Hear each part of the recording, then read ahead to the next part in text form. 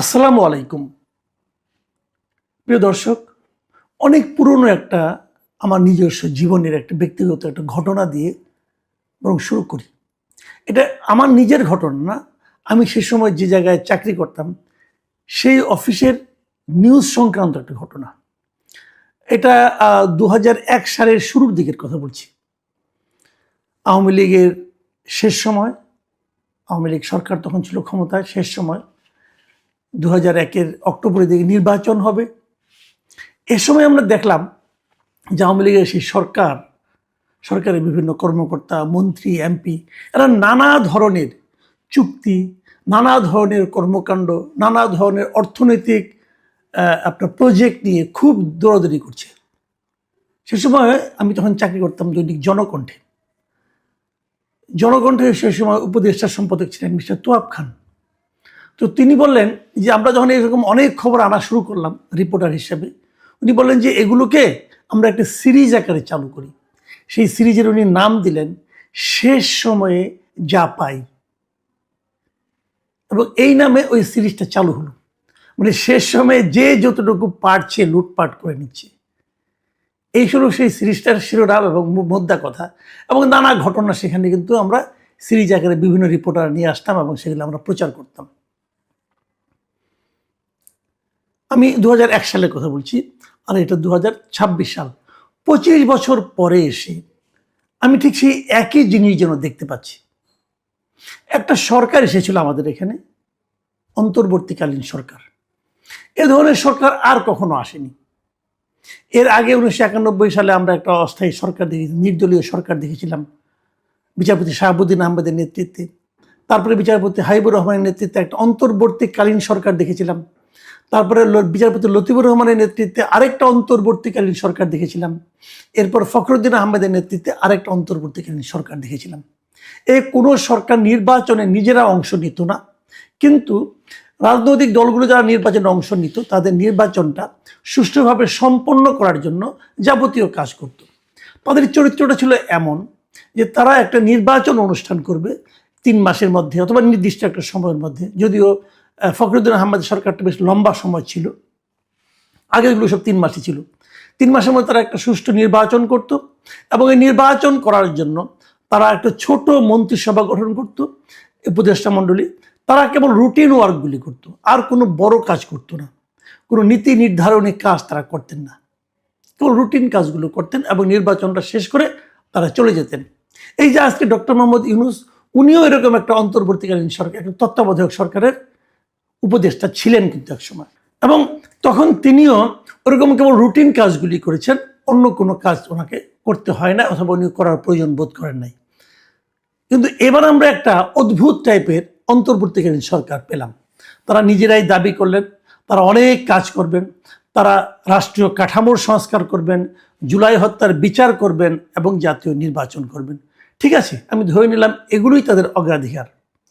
রাষ্ট্রীয় কাঠামোর সংস্কারের জন্য সংস্কার কমিশন হলো, তারপর ঐক্যমত্য কমিশন হলো, এখন একটা গণভোটও তারা আয়োজন করছে। যদিও এটা নিয়ে অনেক বিতর্ক আছে, এইভাবে করা যায় কিনা সেটা নিয়েও বিতর্ক আছে। জুলাই হত্যার বিচার, ওটাও অত্যন্ত তড়িঘড়ি করে তারা করার চেষ্টা করছেন। এই বিচার শেষ পর্যন্ত কতটুকু কি আন্তর্জাতিকভাবে স্বীকৃতি পাবে কি পাবে না সেটা নিয়ে আরেক আলোচনা, সে আলোচনা আপাতত আমি করতেও চাই না। আরেকটা কি, জাতীয় নির্বাচন। ওনারা একটা নির্বাচনের তারিখ শেষ পর্যন্ত ঘোষণা করেছেন। এ মাসের 12 তারিখে সেই নির্বাচন হবে এবং ঠিক 1 সপ্তাহ বাকি আছে। ঠিক এই সময়কে আমরা নিশ্চয়ই শেষ সময় বলতে পারি। এই শেষ সময় এসে তারা কি করছেন, একের পর এক চুক্তি করছেন, এবং প্রত্যেকটা চুক্তি বেশ বড় বড় অর্থের চুক্তি। যেমন কিছু সামরিক চুক্তি করছেন, চীন থেকে ড্রোন, মানে ওদের সঙ্গে চুক্তি করছেন তারা এখানে একটা ড্রোন কারখানা তৈরি করবেন। বিশাল ইনভলভমেন্ট, এখানে কিন্তু অর্থনৈতিক ইনভলভমেন্ট আছে। পাকিস্তান থেকে JF-17 থান্ডার যুদ্ধ বিমান তারা কিনবেন। চীন থেকে JS-10C যুদ্ধ বিমান কিনবেন। ইউরোপীয় কনসোর্টিয়াম থেকে ইউরোফাইটার টাইফুন যুদ্ধ বিমান কিনবেন। দক্ষিণ কোরিয়া থেকে সাবমেরিন কিনবেন। তুরস্ক থেকে T-129 অ্যাটাক হেলিকপ্টার কিনবেন। যুক্তরাষ্ট্র থেকে ব্ল্যাক হক মাল্টি রোল হেলিকপ্টার কিনবেন, এবং 650 কোটি টাকায় যুদ্ধজাহাজ যে খালিদ বিন ওয়ালিদ যেটা আছে তার সক্ষমতা বাড়ানোর কাজ করবেন, মানে আর্মি, নেভি এবং এয়ারফোর্স এই সবগুলির জন্য বিপুল অঙ্কের কেনাকাটা করছেন। একটা কথা মাথায় রাখবেন, এই যে সামরিক কেনাকাটা আছে না, এগুলো কোনো অডিট টডিট হয় না, এগুলো নিয়ে কেউ কোনো প্রশ্নও করতে পারে না। 5 টাকার জিনিস আপনি কি 5 লাখ টাকায় কিনেছেন, নাকি 5 টাকার জিনিস 6 টাকায় কিনেছেন, নাকি 5 টাকার জিনিস বার্গেন করে 4 টাকায় কিনেছেন, এটা নিয়েও কোনো আলোচনা হয় না, কখনোই হয়নি, আগামীতেও হবে না। সামরিক কেনাকাটা এরকমভাবেই হয়। এই কেনাকাটাগুলি খুব গুরুত্বের সঙ্গে করছেন। কে করছেন? এর সঙ্গে মূলত লোককে, অবশ্যই সেই বাহিনীগুলি তো আছেই, তার সঙ্গে এগুলো আমাদের যিনি নিরাপত্তা উপদেষ্টা আছেন মিস্টার খলিলুর রহমান, তিনি হলো এই কাজগুলোর মধ্যমণি অবস্থায় আছেন, কেনাকাটা করছেন। এই শেষ সময়ে উনি কেন কিনছেন এগুলো? এই যে শেষ সময় উনি কিনছেন, এটা পরবর্তী যে সরকার আসবে তারা কি এটা মানবে? তারা কি এটা কন্টিনিউ করবে? মানে উনি চুক্তি করে যাচ্ছেন আর কি, এটা নিয়ে কিন্তু প্রশ্ন আছে। হয়তো উনি বলবেন আমি চুক্তি করলাম, আমি আমার কমিশন পেয়ে গেলাম, চলে গেলাম, শেষ, আলোচনা শেষ, আগামীতে যে আসবে সে বুঝবে। এগুলি কি এভাবে হবে? দেখুন, এই বিষয়টা নিয়ে খলিল সাহেবকে জিজ্ঞাসা করা হয়েছিল। আজকে উনি পররাষ্ট্র মন্ত্রণালয়ে গিয়েছিলেন, ওখান থেকে যখন বের হন তখন সাংবাদিকরা ওনাকে জিজ্ঞাসা করেছিলেন যে সরকারের শেষ মুহূর্তে এই যে প্রতিরক্ষা চুক্তিগুলি করছেন এটা কেন? উনি কি বলেছেন জানেন? উনি বলেছেন এটা চলমান এই প্রক্রিয়া, মানে এটা অনেক দিন ধরে চলছিল, এই প্রক্রিয়ার মধ্যে চলছে, এটা কোনো সমস্যা নেই। সাংবাদিকরা তাকে পাল্টা প্রশ্ন করেছিল, যদি আগামী সরকার যারা আসবেন তারা যদি এই চুক্তিগুলিকে বাতিল করে দেন, চুক্তিগুলিকে তারা যদি কন্টিনিউ না করেন তাহলে কি হবে? উনি কি বললেন? উনি কিন্তু এগুলো জবাব দেননি, উনি প্রশ্নটা এড়িয়ে গেছেন এভাবে, যেটা অনুমান নির্ভর প্রশ্ন হতে পারে। অনুমান নির্ভর প্রশ্ন, অনুমান নির্ভর প্রশ্ন মানে কি? সেখানে একটা সম্ভাবনা আছে, আপনি সেই সম্ভাবনাটার জবাব দেন।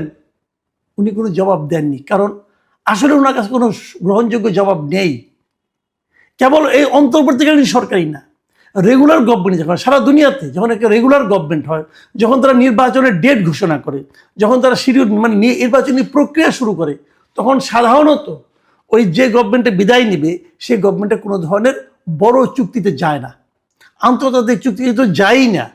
আর এটাকে রেগুলার গভর্নমেন্টও না, জনগণের ম্যান্ডেট বিহীন একটা গভর্নমেন্ট, তারা এখনই এরকম হাজার হাজার কোটি টাকার চুক্তি করা শুরু করেছেন। কেবল এটাই না, আপনারা দেখেছেন এই 1.5 বছরের সরকার, যে সরকারের বয়স আয়ু মাত্র 1.5 বছর, তারা 32 বছর, 30 বছর, 20 বছর মেয়াদি বন্দরকে দিয়ে দিচ্ছেন, বন্দর চুক্তি করছেন। সেই চুক্তি যদি আলটিমেটলি ফেল হয়, সেই চুক্তি যদি আমাদের জন্য ক্ষতিকর হয়, সেই চুক্তি যদি আমাদের জন্য অর্থনৈতিকভাবে বিশাল ক্ষতির কারণ হয়, আপনি কাকে ধরবেন?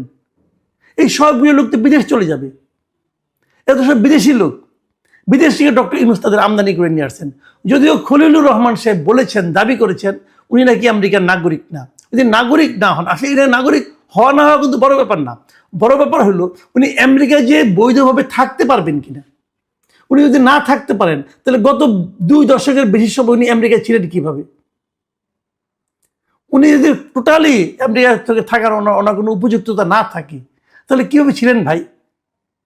তো এগুলো হলো কি জানেন, এগুলো হলো মানুষকে লোক দেখানো, না রকম অজুহাত, লেম এক্সকিউজ যাকে বলে, এগুলো দেখাচ্ছেন। দেখেন, এই খলিল সাহেব নিরাপত্তা উপদেষ্টা, মানে ওনার অবস্থান মন্ত্রীর পদমর্যাদা, মন্ত্রীর পদমর্যাদার একজন লোক, ওনাকে সর্বশেষে বিমানের পরিচালক পদে নিয়োগ দেওয়া হয়েছে। মানে বেসরকারি যে এভিয়েশন, সিভিল এভিয়েশন যে আছে, মিনিস্ট্রি আছে, সেই মিনিস্ট্রির একটা অঙ্গ প্রতিষ্ঠান হচ্ছে বাংলাদেশ বিমান, এবং সেই বিমানের যে পরিচালনা বোর্ড আছে সেই বোর্ডের উনি হয়েছেন মেম্বার, অথচ উনি একজন মন্ত্রী। কেন? ওখানে কি মজা ভাই? মজা হলো বিমান কিনতে হবে, বিমান কেনা নানা রকম প্রক্রিয়া এখন চলছে, এবং সেই প্রক্রিয়াগুলির সঙ্গে ওনার থাকা লাগবে। মানে মানুষের তো নির্লজ্জতার একটা সীমা আছে না, চক্ষুলজ্জা বলতে একটা বিষয় আছে, আমরা বুঝি না আমাদের এনারা কি করেন। ওনাকে এই প্রশ্নটা করা হয়েছিল যে আপনি এই একজন নিরাপত্তা উপদেষ্টা বিমানের পরিচালনা পর্ষদে কেন যুক্ত হলেন? এটা কি পৃথিবীর অন্য কোনো দেশে এরকম আছে? উনি জবাব দিলেন কি জানেন? শুনেন, ওনার জবাব হলো দুনিয়ার সব দেশে বিমান নাই। মানে এই জবাবটা আমার কাছে অসাধারণ লেগেছে। আসলে দুনিয়ার সব দেশে বিমান নাই, কারণ দুনিয়ার সব দেশে যে সমস্ত এয়ারলাইন্স আছে এক একটা তো এক এক নাম। কোনোটা সাউদিয়া, কোনোটার নাম হলো অ্যারোফ্লোট, অথবা কোনোটার নাম হলো সিঙ্গাপুর এয়ারলাইন্স। এক একটা এক এক নাম। বিমান নামে কোনো এয়ারলাইন্স থাকার কোনো কারণও নাই। এয়ার ইন্ডিয়া আছে ইন্ডিয়াতে, তো বিমান নামে তো আপনার এয়ারলাইন্স থাকার কথাও না। কিন্তু উনি কিন্তু ওই অর্থে বলছেন বলে আমার কাছে মনে হয় না। আমার কাছে মনে হয় যে বিমানে যে লুটপাট করা যায় এরকম পৃথিবীর আর কোনো দেশের এয়ারলাইন্সে করা যায় না। কাজে এখানে ওনাকে দরকার। সব দেশে, দুনিয়ার সব দেশে বিমান নাই। কি অসাধারণ উত্তর! মানে এই জবাব শোনার পর আপনি হাসবেন নাকি কাঁদবেন? আরো তো অনেক কথা আছে। দুনিয়ার কোনো দেশ, সব দেশে খলিলুর রহমান নাই, দুনিয়ার সব দেশে ডক্টর ইউনুস নাই, দুনিয়ার সব দেশে আপনার শেখ বশিরউদ্দিন নাই। নাই তো, ওনারাই তো এগুলো করেন। মানে কি বল, কার যে কোথায় লাইন বোঝা বড় কঠিন। কারণ বিমানের পরিচালনা পরিষদে আবার নির্বাচন কমিশনের যে সচিব আছেন ওনাকেও নেওয়া হয়েছে। এই ভদ্রলোক নির্বাচন কমিশনের সচিব। এই মুহূর্তে নির্বাচনটা হচ্ছে সবচেয়ে বড় কাজ। ওইখান থেকে এনে তাকে আবার এটার পরিচালনা পরিষদের মেম্বার করতে হবে কেন? খুঁজে দেখেন, সব রসুনের একটা তো গোড়া থাকে, গোড়াটা খোঁজা কিন্তু খুব একটা কঠিন না।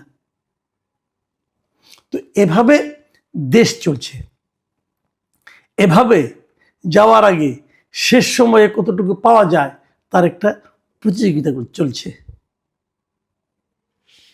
আমরা জানি না আগামী সরকার এগুলোকে কিভাবে বিচার করবেন। তবে আমি আশা করব আগামী সরকার যেন এগুলো সিরিয়াসলি নেন। এবং সেই সঙ্গে এটাও আশা করব, ঢাকা উত্তর সিটি কর্পোরেশনের মেয়রের ক্ষেত্রে যা হয়েছে, উনি কিন্তু মেয়র, ওনাকে নিয়োগ দেওয়ার জন্য ওই সময়ের যে লোকাল গভর্নমেন্ট মন্ত্রী উপদেষ্টা ছিলেন আসিফ মাহমুদ সজীব নিজে চিঠি লিখেছেন যে ওনাকে আমি চিনি, উনি খুব ভালো, সার্টিফিকেট, ওনাকে মেয়র নিযুক্ত করা হোক। ওনাকে মেয়র নিযুক্ত করা হয়েছে এবং উনি এত দুর্নীতি করেছেন, দুদক এখন ওনাকে বলেছে যে তুমি দেশ ত্যাগ করতে পারবা না। আমি মনে করি এই যারা উপদেষ্টা পদমর্যাদা আছে, যত লোক আছে উপদেষ্টা, এই সবারই দেশ ত্যাগ করার একটা নিষেধাজ্ঞা আসা উচিত। প্রিয় দর্শক, এখন এই পর্যন্তই।